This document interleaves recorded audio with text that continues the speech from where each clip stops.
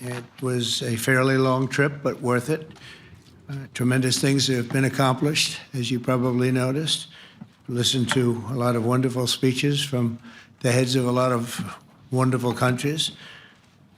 But I want to thank you for joining us at the conclusion of a highly productive NATO summit in the Netherlands. I want to thank them for the royal treatment they've given us. Couldn't have been nicer.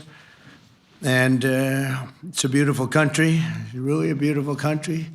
Coming in, I saw the most beautiful trees. In fact, I want to bring some back with me. I want to also thank, I had breakfast this morning with the King and Queen, and they're incredible people. I said, you're central casting, beautiful people, great people, big, beautiful heart. And I enjoyed that. And also NATO Secretary General Mark Rutte, who's been terrific. He's been a friend of mine, used to be right here running this wonderful country. Now he's the NATO Secretary General. He's doing a fantastic job. And the Prime Minister, we appreciate everything you've done. And as you know, last weekend, the United States successfully carried out a massive precision strike on Iran's nuclear enrichment facilities, and it was very, very successful. It was called obliteration. No other military on earth could have done it, and now this incredible exercise of American strength has paved the way for peace with a historic ceasefire agreement late Monday, and we call it the 12-day war. Spoke to a few people. I guess that just sounded like the right name. It was a 12-day war. And we think it's over. I don't think they're going to be going back at each other. I don't think so. Not only have we dealt decisively with the critical threat of Iran's nuclear program, which was what I wanted. I said, Iran cannot have a nuclear weapon. I've said that for 15 years, long before I decided to do the political thing. But we've also reasserted the credibility of American deterrence, which is like no other. The people at NATO said there's never been anything. You know, I rebuilt the entire military during my first term. And we have a great military. We have great generals. I got to know the good ones and the bad ones. We kept the good ones. Over the past 2 days, I was honored to participate in the NATO leaders meeting and also had extremely good individual discussions with the King and the Queen, Secretary General Rutte, and the Prime Minister. Great discussions. Very knowledgeable people. Major focus of our conversations at the summit was the need for other NATO members to take up the burden of the defense of Europe, and that included the financial burden. As you know, it was 2%, and we got it up to 5%. And they said, a couple of them came up to me. One in particular said, sir, we've been trying to get it up to 3% for 20 years, and we haven't been able, and you got it up to 5%. So they're going to be, most of them, I guess almost all of them, are going to be contributing now 5%. A number that people are surprised at, but you need it today. The United States accounts for 2/3 of all NATO defense spending. And since I began pushing for additional commitments in 2017, believe it or not, our allies have increased spending by $700 billion. I said to people, you don't have any money, and a lot of them weren't paying. And so I started the process, and I picked it up as soon as I got back, which is 6 months ago.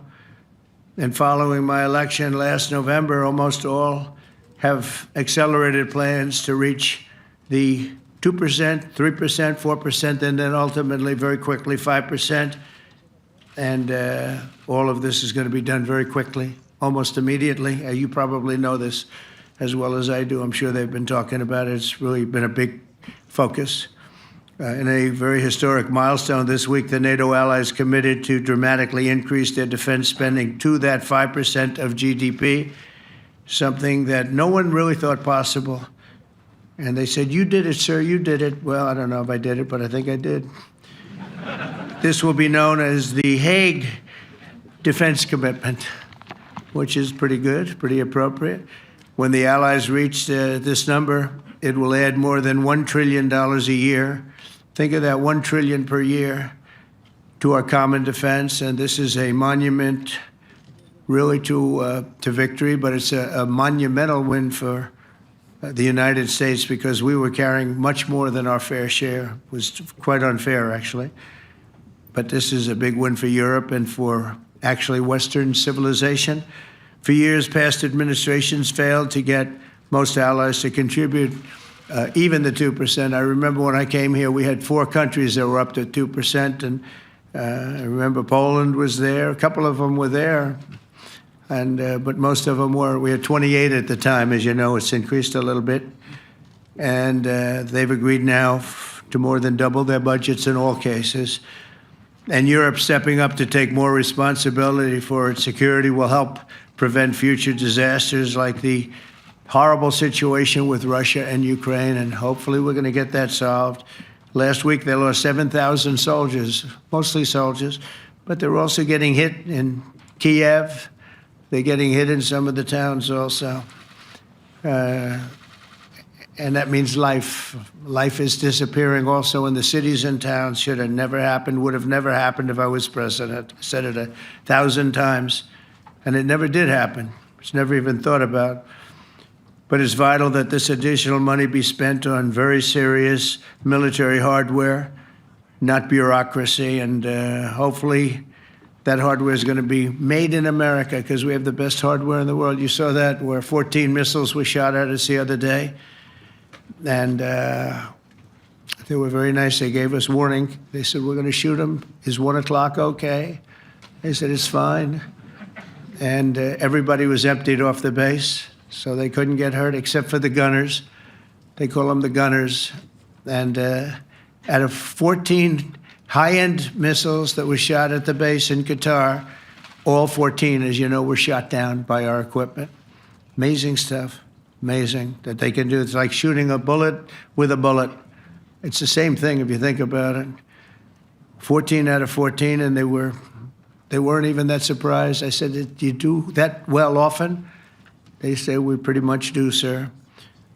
The Ukraine crisis has also highlighted the urgency of rebuilding our defense industrial base, both in the United States and among the allied nations. We cannot afford to be dependent on foreign adversaries for critical minerals. And as you know, we made a deal with Ukraine to take a vast amount of the land they have for minerals. We need it.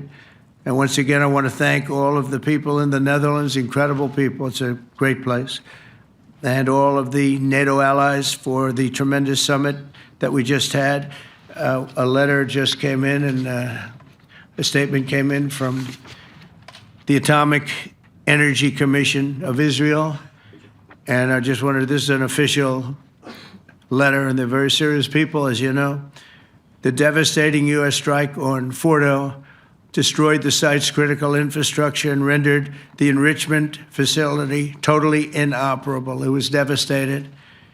We assess that the American strikes on Iran's nuclear facilities has set back Iran's ability to develop nuclear weapons for many years to come. This achievement can continue indefinitely if Iran does not get access to nuclear material, which it won't. It's so sad that that whole thing had to go. But I just want to thank our pilots. You know, they were maligned and treated very bad, demeaned by fake news CNN, which is back there, believe it or not, wasting time, nobody's watching them, so they're just wasting a lot of time, wasting my time. And the New York Times, they put out a story that, well, maybe they were hit, but it wasn't bad. Well, it was so bad that they ended the war. It ended the war. Somebody said in a certain way, you know, that it was so devastating, actually. If you look at Hiroshima, if you look at Nagasaki, you know, that ended a war too. This ended a war in a different way, but it was so devastating. Also, they have, out of Dubai, just came that Iran's foreign ministry spokesman, this is Iran's foreign ministry, says its nuclear installations were very badly damaged by the American strike. So what bothered me about these reports with fake reports put out by the New York Times, failing, I call it the failing New York Times because it's doing terribly. Without me, it would be doing no business at all. But, and by fake news, CNN and MSDNC, all of these terrible people, you know, they have no credibility. You know, when I started, they were at 94% credibility, the media. Now it's at 16%. And I'm very proud of it because I've exposed it for what it is. But when I saw them starting to question the caliber of the attack, was it bad? Well, it was really bad. It was devastating. They were obliterated. In fact, you can't get into the tunnels. They just put that over. That just came out. They can't, there's nothing, there's no way you can even get down. The whole thing is collapsed in a disaster. And I think all of the nuclear stuff is down there because it's very hard to remove. And we did it very quickly. When they heard we were coming, it was, you know, you can't move it. Very hard, very dangerous, actually, to move to. And they also knew we were coming, so I don't think too many people want to be down there knowing we're coming. With the bunker busters, as we call them, we're the only ones that have them. We have the best equipment, best nuclear equipment, and we have the best equipment in the world. And by the way, we can't forget our submarine, which was out there, submarines actually, but submarine was out there. We shot 30 rockets into an area, every single one of them. I think it was almost 400 miles away, I think, Pete, right? 400? And long. It was in the ocean, long ways away. And we shot a total of 30. Every single one of them hit within 9 inches from where it was supposed to be. It took out a lot. Because we didn't do just 4, though. We did 2 others in addition, which hadn't been completely destroyed. So we hit them with a submarine from hundreds of miles away. Amazing, just amazing equipment. Greatest submarines in the world. Nobody's even close. They're 20 years behind us when it comes to submarine technology. So that's one, and the other was from the Atomic Energy Commission. And they have about 3 or 4 of them now coming in from atomic energy commissions from various places. But the one that we have that just came out, we released it a little while ago, was from the Israeli Atomic Energy Commission. But numerous of them are getting to see the site, and the site has been demolished. And again, we had these brave patriots, these incredible flyers, these people that can fly a plane better than anybody can fly a plane, going into very hostile territory, flying into the territory that has got more missiles and things pointed at it, but it was very stealth. They didn't get to see it. It was dark. That's the amazing thing about the shots. They hit the shots perfectly, and yet it was dead dark. There was no moon. There was no light. It was virtually moonless. It was very dark, and the shots were hit perfectly. But when they get demeaned, and they were very upset about it because they knew how strong it would be. Back in Missouri, the pilots flew about 36 hours, 2 ways, far distance, and in those incredible B-2s. And we then had the F-22s, and we had the F-35s, and we had other planes, and we had, I think, a total of 52 tankers. That means the big tankers, because the refueling was a lot for all of the different planes that we sent. Incredible operation, and I have to say, General Raisin Cain was incredible. That's why he beat ISIS, and we beat ISIS in a matter of weeks. I was told it would take 4 to 5 years. We did it in a few weeks, and he was great. That's why he's the head of the Joint Chiefs of Staff right now, because I had a very good experience with him. He knocked out ISIS in a period of literally a few weeks. Amazing. And it was supposed to take a few years, 5 years to be exact. So we had a great victory there, and we then came here, and I think we had a great victory here. But this is an ongoing project. This is the safety of Europe, the safety of the world. And they've raised it from 2% to 5%, something which nobody, and you're talking about over $1 trillion a year. So we're talking about a lot of money from coming in from countries that were not paying nearly enough to be effective. So I have, as you know, Marco Rubio with me, and Pete Hegseth, Secretary of State and Secretary of War. Should we say Secretary? You know, it used to be called Secretary of War. Maybe for a couple of weeks we'll call it that, because we feel like warriors. It used to be called Secretary of War. In fact, if you look at the old building next to the White House, you can see where it used to be Secretary of War. Then we became politically correct, and they called it Secretary of Defense. I don't know, maybe we'll have to start thinking about changing it, but we feel that way. Do we have any questions, please? Wow. That's a lot of questions. Who's a nice person? Oh, you're not a nice person, but I'll let you ask one. Go ahead. What's he going to ask? He is not nice at all. I know him well. Thank you, Mr. President. Yeah. Thank you for taking the time before flying home. You just said you believe the conflict between Israel and Iran is over. What makes you so confident it is? And what do you do if it isn't? Because I dealt with both, and they're both tired, exhausted. They fought very, very hard and very viciously, very violently, and they were both satisfied to go home and get out. And can it start again? I guess someday it can. It could maybe start soon. I think a big telltale sign was when, as you know, Iran somewhat, by not much, violated the ceasefire. And Israel had the planes going out that morning, and there were a lot of them, 52 of them. And I said, you got to get them back. And they brought them back. They didn't do anything. They brought them back. It was very good. I thought it was amazing, actually. They have fought a hell of a war. They fought very hard. I think the war ended, actually, when we hit the various nuclear sites with the planes. And I just hope you people can give these pilots, these are the best pilots in the world. They're the best shots in the world. They call them shots. That's what they are. And wait a minute. And I just hope you can give them the respect they deserve, because they came home to fake news. And like, oh, gee, there was hardly any damage. The things are decimated. So, but I think, no, I think they're very much finished. I think Israel's going to get back to doing what they do, and I think that Iran's going to get back. You know, Iran has a huge advantage. They have great oil, and they can do things. I don't see them getting back involved in the nuclear business anymore. I think they've had it. They've been at it for 20 years, and I don't see that happening either. Now, if it does, we're always there. It won't be me. It'll be somebody else, but we're there. We'll have to do something about it.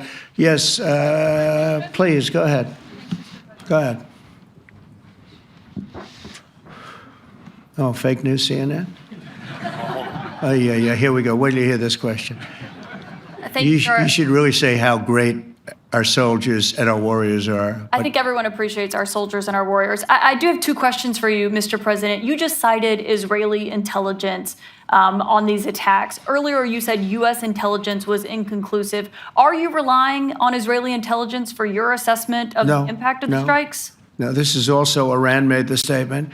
And it's also, if you read the document that was given, that Pete can talk about if you'd like, the document said it could be very severe damage, but they didn't take that. They said it could be limited or it could be very severe. They really didn't know, other than to say it could be limited or it could be very, very severe. And you didn't choose to put that because it was very early after. Since then, we've collected additional intelligence. We've also spoken to people who have seen the site, and the site is obliterated. And we think everything nuclear is down there. They didn't take it out. Okay, question? Please, go ahead. Go ahead. Yeah. Blue dress.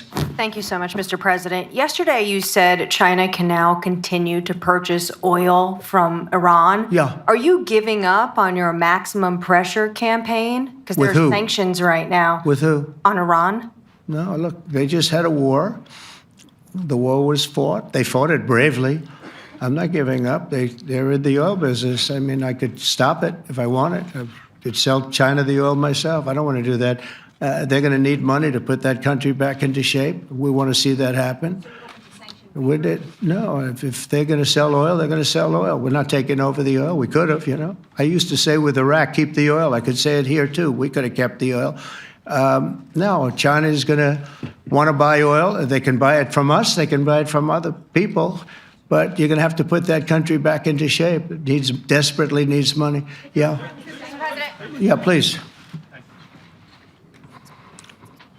Here we go.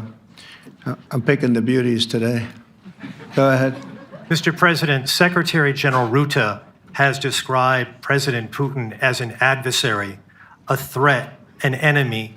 Do you view him the same way? And in addition to that, you mentioned General Kane, your chief of staff, the chairman of the Joint Chiefs of Staff. General Kane. Yes. He has said that Mr. Putin has territorial ambitions beyond Ukraine. Do you view that in the same way? Possible. I mean, it's possible. I know one thing. He'd like to settle. He'd like to get out of this thing. It's a mess for him. He called the other day. He said, "Can I help you with Iran?" I said, "No, you can help me with Russia." Because, in the last few weeks, we took care of India and Pakistan, Kosovo, Serbia. I think on Friday we have coming in, the Congo is coming in, and Rwanda is coming in. That was a vicious war that went on, a machete war, heads chopped off all over Africa. They're coming in. We did 2 others in addition to that. Nobody's ever done anything like this. No, I consider him a person that's, I think, been misguided. I'm very surprised, actually. I thought we would have had that settled easy. I've settled 4 of them in the meantime. But he did call up, and he said, he's close to Iran. He'd like to help us get a settlement. I said, no, you help me get a settlement with Russia. And I think we're going to be doing that, too. Yeah, please. Go ahead, please. Thank you, Mr. President. You've made clear your position on what impact the strikes had. I wanted to ask you what is next with Iran. For instance, is there any indication from U.S. intelligence that Iran was able to move any material, including No, just the uranium? opposite. We think we hit them so hard and so fast they didn't get to move. And if you knew about that material, it's very hard and very dangerous to move.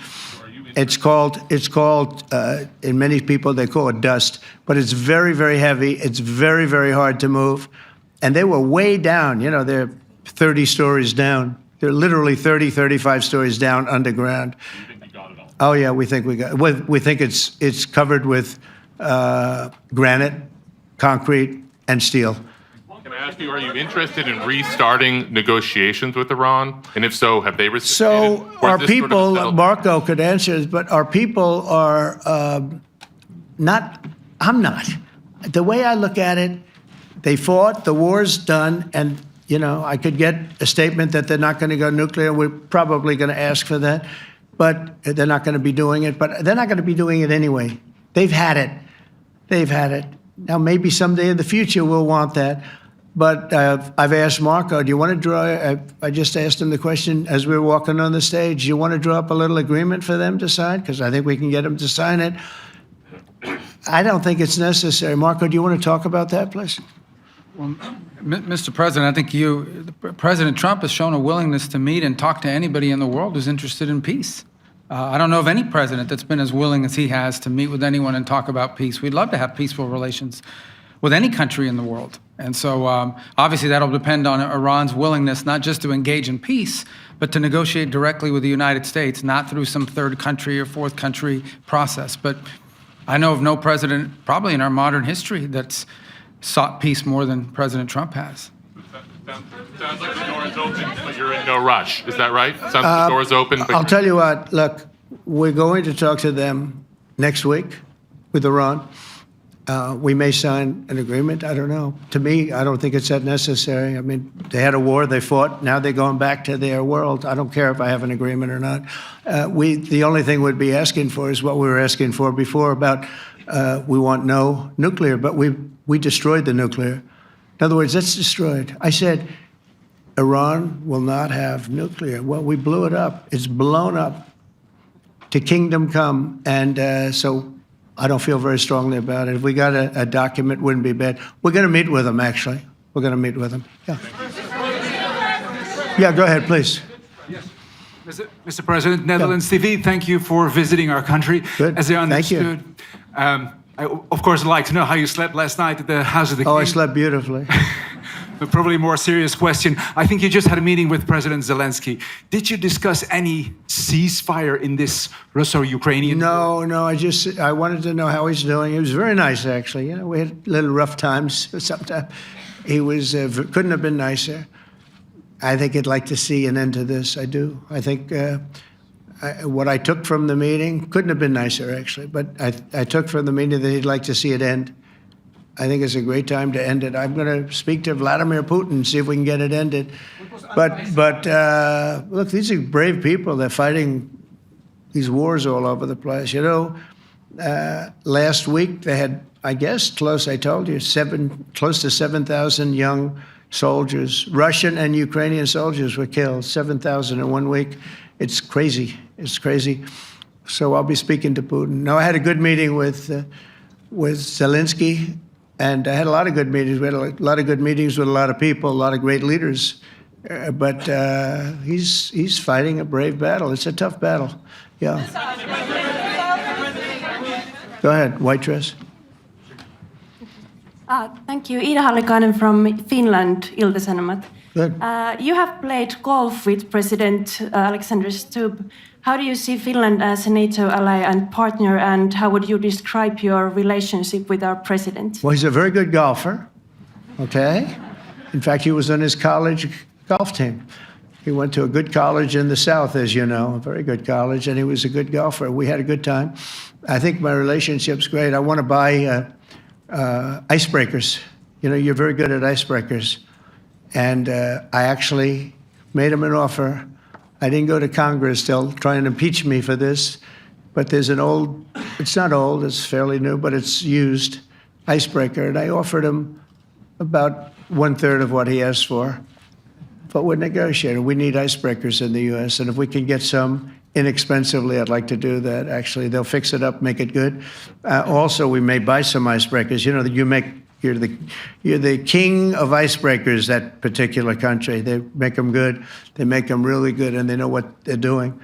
And so we're negotiating with them for about 15 different icebreakers. But one of them is available now. It's old, and it's old. It's like 5-6 years old. And we're trying to buy it. I'm trying to make a good deal. It's all I do my whole life. My whole life, that's all I do is make deals. Yeah, please. Go ahead. Sir, go ahead. Yeah, a question for NewsHour, Dutch TV. First of all, on Article 5, on your way here, you spoke about the commitment of the U.S. to Article 5, saying, I'll give you my definition once we're here. Yeah. What is your definition, and may the U.S. commitment to Article 5 change in case some of the NATO members do not reach the threshold that was discussed today? My second question is following up on a colleague on Iran. What intel reports do say that everything over there was obliterated? Yeah, well, there are numerous of those reports, and they're coming out fast and furious. But the most respected ones we've already seen. And I will say that on a very confidential basis, they're looking at the reports, like numerous reports, and including people going to the site and checking the site. And they're going to be having, I guess you're going to be having over the next couple of days a full, you're going to encapsulate it. But no, the site was obliterated, just like I said it was, and just like the pilots should be given credit for. As far as Article 5, look, when I came here because it was something I'm supposed to be doing, but I left here a little bit differently. I said, I watched the heads of these countries get up, and the love and the passion that they showed for their country was unbelievable. I've never seen quite anything like it. They want to protect their country, and they need the United States. And without the United States, it's not going to be the same. And you can ask Mark, or you can ask any of the people that were there. It was really moving to see it. They love their country. They were so respectful of me because I'm the head of the United States. And I made, the King of Saudi Arabia, when I was in the Middle East, so I was in Qatar for a different reason, not a reason to get shot at. We were in there for economic development reasons, Qatar, UAE, and Saudi Arabia. All three leaders of those countries, and we took back $5.1 trillion into the United States. All three leaders said, you're presiding over the hottest country in the world. The United States right now is the hottest, everybody wants to be there, everybody wants a piece of it. He said, a year ago, your country was dead. You had a deadhead running it. You had a country that was dead, and it was dead. You had people pouring through the borders. You had inflation. You had everything. He said, you've made it in 5 months at that time. You've made it the hottest country. This is the hottest country in the world. The United States right now is the hottest country in the world. And when I was around that table, it was a nice group of people, many of whom I knew from previous. When I saw the passion they had for the country, almost everyone, and you probably have the tapes, it was very public, but almost every one of them said, thank God for the United States. Without the United States, they couldn't really have NATO. It wouldn't work. It wouldn't work. It will in the future because now they're paying much more money. But it wouldn't work. It was great. And I left here differently. I left here saying that these people really love their countries. It's not a ripoff. And we're here to help them protect their country. Okay, we'll do one or two more. Thank you, Mr. President. Yeah. A question on Spain. Are you satisfied with today? Oh, I think Spain's terrible what they've done. No, I do. They're the only country that won't pay the full up. They want to stay at 2%. I think it's terrible. And, you know, they're doing very well. The economy is very well. And that economy could be blown right out of the water with something bad happening. You know, Spain is the only country that... Are you from Spain? Yeah. Good, congratulations. You're the only country that is not paying. I don't know what the problem is. I think it's too bad.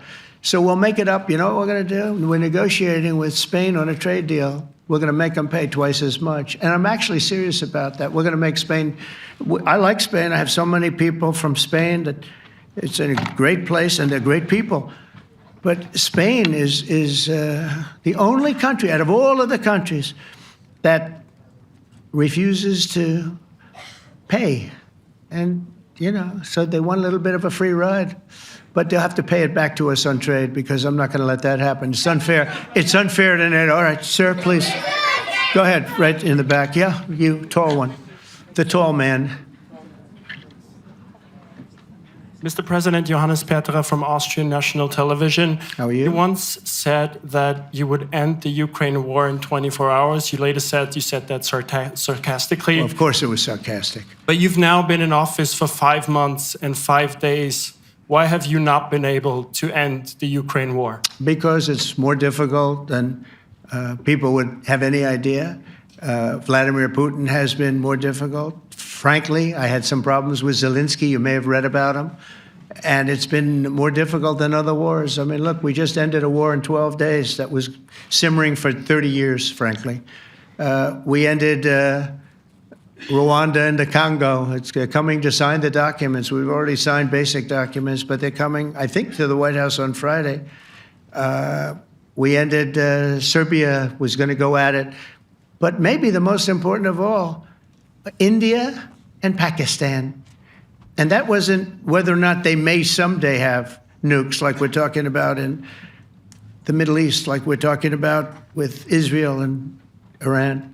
This is they have nuclear weapons.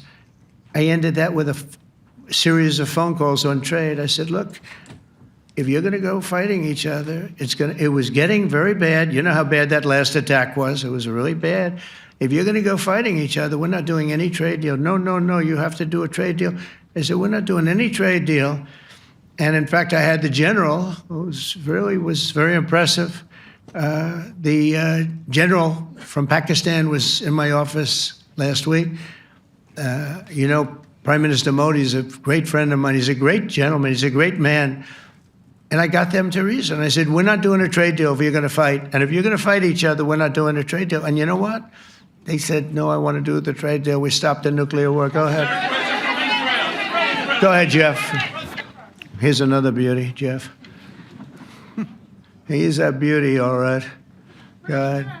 Mr. President, to follow up on Ukraine, will the United States contribute any more money to Ukraine's defense this year to the $5 billion that allies are giving? And one question, you had another meeting with the Dutch opposition leader, Mr. Wilders. Can you tell us about that meeting? And are you upset about his anti-Muslim stance? I'm not upset about it. It's just his view. He's unhappy with the way things are going in this country and various countries. He was an opposition leader. And I was asked to meet with the opposition leader by the people that are running. I think they have some deal where if you have a meeting, you're supposed to meet with an opposition leader. I said, that's strange. We don't do that. But I met with I didn't know him. He seemed like a very nice guy, but he's in opposition to the current people, and that was set up by the current people. So I assume when I met with the prime minister, you're supposed to meet with the opposition. We'll have to try that sometime in our country. Let's not do it. But I thought he was very good. As far as money going, we'll see what happens. There's a lot of spirit. Look, Vladimir Putin really has to end that war. People are dying at levels that people haven't seen before for a long time. Go ahead. Go ahead. White shirt. Oh, she's all excited. Okay. So, BBC News Ukrainian.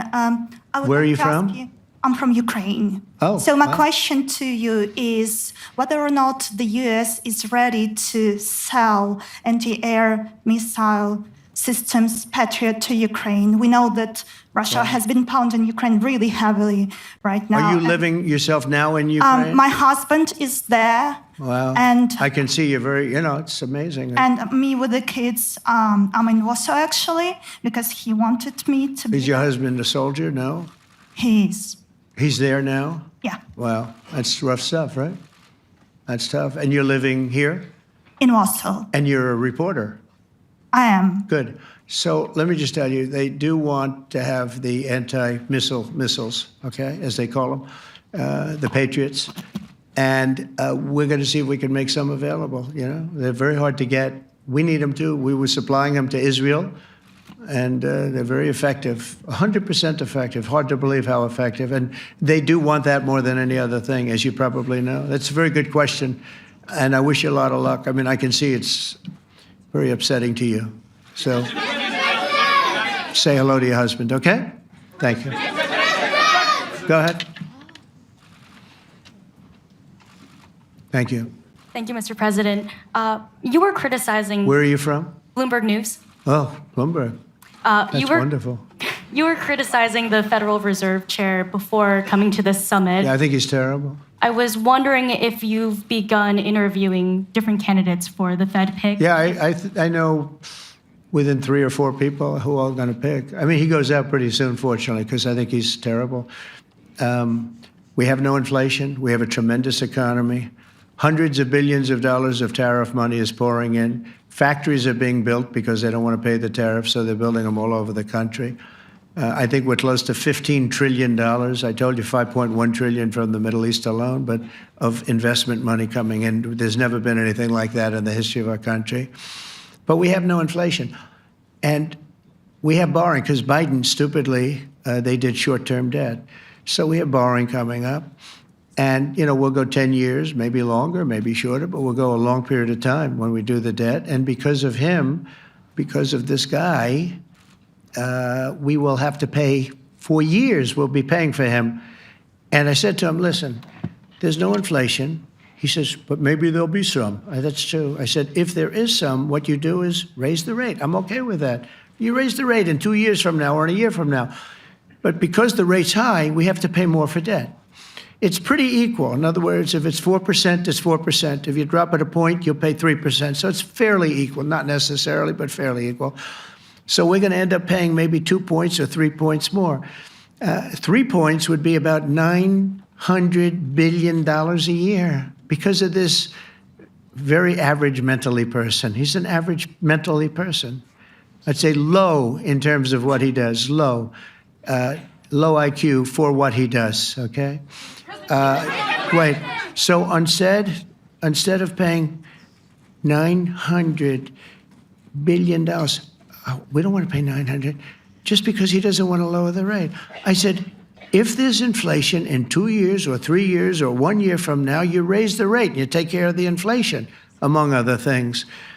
But he's probably a very political guy, I guess. I don't know. I think he's a very stupid person, actually. All right, one more. Let's go. How about you? Go ahead. She looks so happy and everything. Thank you. That's why I picked her. I'm from Spain, too. I'm Ana Buch from La Vanguardia. I wanted to know if You're where from? Spain, too. Ah. I wanted to know if you want to... That's the Spain corner right there. Shouldn't have said that. That's okay. I do like Spain, by the way. I think it's unfair that they're not paying, but go ahead. Are you going to negotiate directly with Spain about... I'm going to negotiate directly with Spain. I'm going to do it myself. They're going to pay. They'll pay more money this way. You should tell them to go back and pay. You're a reporter? You tell them to go back. They ought to join all of those countries that are paying 5%. Spain's going to be just about the only one that's not. They were the most hostile toward doing it. It just doesn't make sense to me. Okay. All right, Kelly, go ahead. Here we go. Here's another one. Hello, sir. Thank you We got them all today. Okay. So, Mr. President, you talked about expecting some on-the-ground assessments at Fordo and other sites. Now here, Is that again. Israeli and U.S.? It's been obliterated, Kelly. It's been What is your message obliterated. then, sir, to the intelligence community when they present reports? You're not disputing the DIA report. You're just They presented a exists. report that wasn't finished. We're talking about something that took place 3 days ago. I understand that's The report was done assessment. So 2 what days is ago. your- Wait a minute. Yes. They didn't see it. All they can do is take a guess. Now, if you take a look at the pictures, if you take a look how it's all blackened, you know the fire and brimstone is all underground because it's granite and it's all underground. You don't show it. But even there, with all of that being said, the whole area for 75 yards around the hole where it hit is black with fire. The group that's run by this gentleman, in fact, you may want to talk about it for a second because we're going to issue a report. And I think it's not even a very exciting report at this point. It's been obliterated, totally obliterated. And they did a report, but it was like, if you look at the dates, it's just a few days after it Understood, happened. sir. So they didn't see it. They said it may be very severe. Go Understood. ahead, Peter. Do you have a message for the intelligence community, though, in terms of unvarnished information getting to you, that it's not... I don't really have a message. I would say issue the report when you know what happened. I wouldn't say that it could be severe or maybe not. They use the word severe. It could be severe or maybe it's not.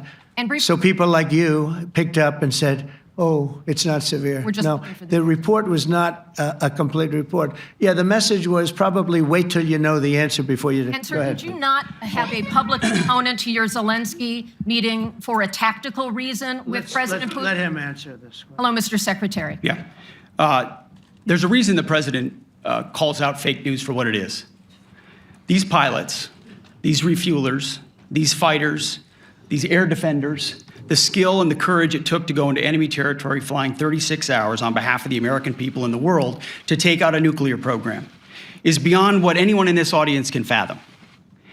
And then the instinct of CNN, the instinct of the New York Times is to try to find a way to spin it for their own political reasons to try to hurt President Trump or our country. They don't care what the troops think. They don't care what the world thinks. They want to spin it to try to make him look bad based on a leak. Of course, we've all seen plenty of leakers. And what do leakers do? They have agendas. And what do? Do they share the whole information or just the part that they want to introduce? And when they introduce that preliminary report that's deemed to be a low assessment, you know what a low assessment means? Low confidence in the data in that report. And why is there low confidence? Because all of the evidence of what was just bombed by 12 30,000-pound bombs is buried under a mountain, devastated and obliterated. So if you want to make an assessment of what happened at Fordo, you better get a big shovel and go really deep, because Iran's nuclear program is obliterated. And somebody somewhere is trying to leak something to say, oh, with low confidence, we think maybe it's moderate. Those that dropped the bombs precisely in the right place know exactly what happened when that exploded. And you know who else knows? Iran. That's why they came to the table right away, because their nuclear capabilities have been set back beyond what they thought were possible because of the courage of a commander-in-chief who led our troops, despite what the fake news wants to say. But you're not disputing the report said what it said, even though it was initial.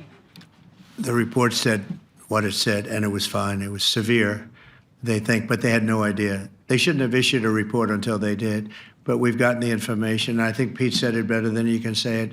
And, you know, you should be proud, you, especially you, should be proud of those pilots, and you shouldn't be trying to demean them. No, there's those pilots flew at great risk, a big chance that they'd never come back home and see their husbands or their wives. Let me just tell you, you and NBC, fake news, which is one of the worst, and CNN, New York Times, are all bad. They're sick. There's something wrong with them. But you know what? You should be praising those people instead of trying to find some. By getting me, by trying to go and get me, you're hurting those people. They were devastated. You know, I got a call from Missouri, great state, that I won 3 times by a lot. And I got a call that the pilots and the people on the plane were devastated because they were trying to minimize the attack. And they all said it was hit. But we don't think it was really maybe hit that badly. And they were devastated. They put their lives on the line, and then they have, and I'm not referring to you, but real scum come out and write reports that are as negative as they could possibly be. It should be the opposite.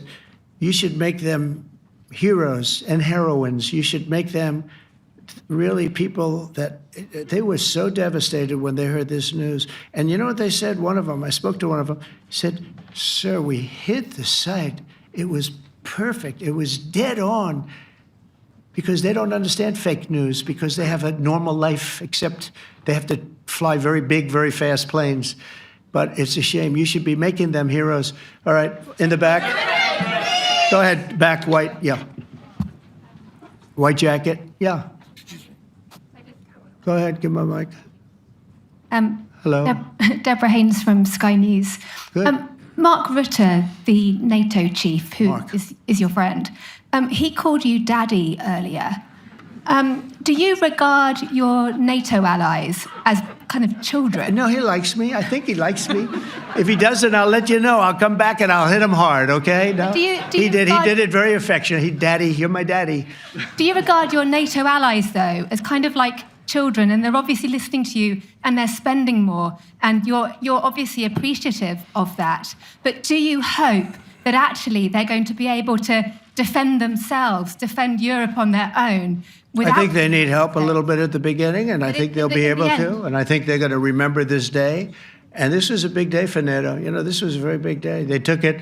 One of the gentlemen said, "You know what? We've been trying to raise the rate for 30 years," he said, 20 years, from almost the beginning. And he's been there for a long time. He said, "Until you came along, it never happened. What you did is amazing." It's been sort of an amazing day for a lot of reasons, but also for that. Yeah, go ahead. Do you think they can do it without you, though, in the future? Can they do it without Well, ask Mark. I mean, you have to ask Mark, okay? So we're heading back. We're heading back. I want to thank these two gentlemen behind me. They're incredible people, both of them. They've done a fantastic job. And Susie's in the front, and she's done great. And Monica, thank you very much. That was quite an exciting time. And we're going to be heading back. We'll be back soon, and we'll see you in Washington, D.C. Remember this, we have the hottest country anywhere in the world. Thank you very much, everybody. Thank you.